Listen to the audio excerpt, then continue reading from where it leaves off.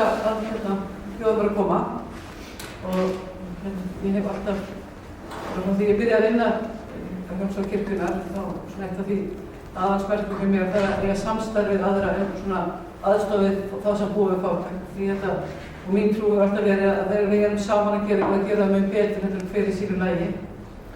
Þannig að ég var alveg óskaplega glöð þegar þetta samstarf tókst fyrir 3 árum. Ég var búin að góða nokkrar ferðir og Hafsteinn voru búin að hittast nokkru sinnum og ræða þetta hérna áður. Þannig að ég var mjög glöð og algjörlega frábært og ég hef þetta nýtist mjög betur þeim einstaklingum sem þurfa á aðstoð að halda. Og það er kannski bara aðeins að segja líka frá að því ég var að hugsa flugvélinni að svona umræðan sem var eftir samantektina sem Rauði krossinn var að birtast börn sem búa við fátækt í Breiðholtinu. Þá er það bara þannig hérna í Íslandi að við viljum ekki, það er enginn sem vill að börn búi við fátækt. Þannig að ég þekki engan sem ekki myndi vilja breyta því. Þannig að ég held að það sé kannski svona næsta sem við erum að fara að gera saman þegar að hvetja sveitarfélögin okkar og okkar ráðamenn til að gera áætlun hvaða ár alltaf fyrir að vera búin að útrýma því að börn á Íslandi búa fátækt. Ég var alltaf frá Skotlandi og það býr 3 barn í fátækt. Skotska þingið er búin að ákveða það að 2030 muni ekkert barn í Skotlandi búið fátækt. Og ég held að við sem erum ríkara land og það búið ekki margir í fátækt, ættum að geta gert þetta, þeir geta hægt við geta gert það og fyrir. Þannig ég held að þessi svona eitthvað markmið sem að ættum búin að stefna að bara að berjast fyrir sem samtök, sammeðinu, að hafa þetta þannig. En það er eins og að finna í Íslandi að þó svo við búum við góðæri og erum eitt ríkasta land í heimi, þá er samt fólk sem býr við fátækt hérna. Og þó svo við það að tökur Rúmeníu og Ísland þá voru að tala allt öðruvísi fátækt. En við erum alltaf þetta að miða við það sem við erum að gera í okkar landi. Að allir geti upplifað svona sirka sama og þá sérstaklega er ég að hugsa börnin okkar. Og þá kannski erum við að hugsa jólin og börnin okkar. Á Íslandi eru 9% einstaklinga sem búa eða hægt að búa fátækt og 1,3% sem að búa sárafátækt. Sem að þessi hópur sem stendur allra verst og það er þessi hópur sem er að leita til svona samtaka eins og okkar svona árið kring. Jólin er hópur sem er á hættu á að búa fátækt. Jólin eru erfið sem er að koma til að fá að halda jólin en er ekki að koma annan tíma ársins. En það er þessi hópur sem er býr með þessi sárafátækt sem er að koma til okkar bara ár eftir ár og þessi er fastur þar. Og það er kannski hópur sem við hefum mest áhyggjur af og eins og vorum að tala áðan sem kannski hægt að gera eitthvað meira fyrir annan tíma ársins. Almennt er svona fækkun á aðstoðinni. Akureyri er eiginlega eini staðurinn sem er fjölgun, svona eins og síðustu jóla fjölgun í árum þar undan.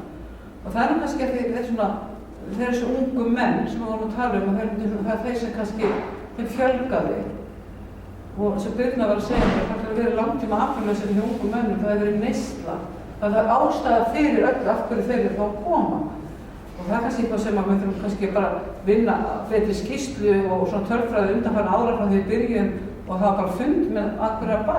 Þetta er kannski eitthvað sem við erum að sjá sem það þarf að gera eitthvað við. En sem betur fer eru alltaf sólskinsögur, við vitum allar sem öll hér sem eru að vinna hérna inni og við þurfum að þeim að halda til að bara halda geðunni í því starfi sem við erum að gera. Það er alltaf fjölskyldur sem koma eins og til mín í Reykjavík sem koma að skila kortinu ég kom í vinnun og það er ekki aðstöðun að halda, það er eitthvað sem að kemur og þakka manni fyrir því nú er bara tímaður alltaf aðrir sem betur fer og við vitum að það hafa kannski ungar konur komið og fara að mennta sig og gera allt sem börnin er að mennta sig og vera ekki að koma með það. Þannig að það sem við erum að gera er að skila gagni, er að skila sig og það skiptir máli og þannig að við erum að vinna starf sem að endanum skila sig. Þá maður stundir sér á desperat þegar maður sé sama fólkið aftur. En það er þessi 1,3%.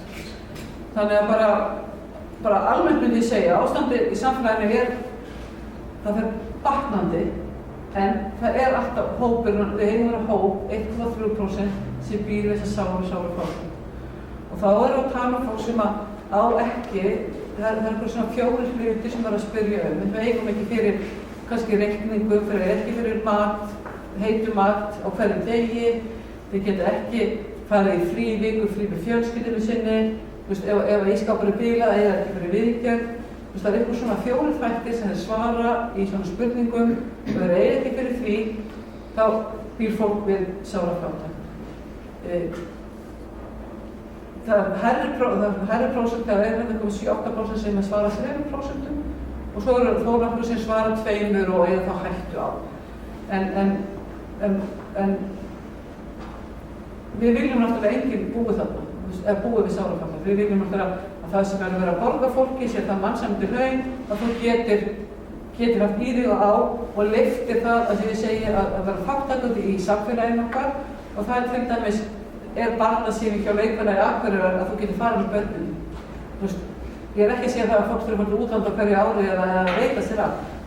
Það að lifa mannsæmandi lífi þýðir líka það að tekið þátt. Við erum þáttakandi í því sem samfélagið er að bjóða upp á.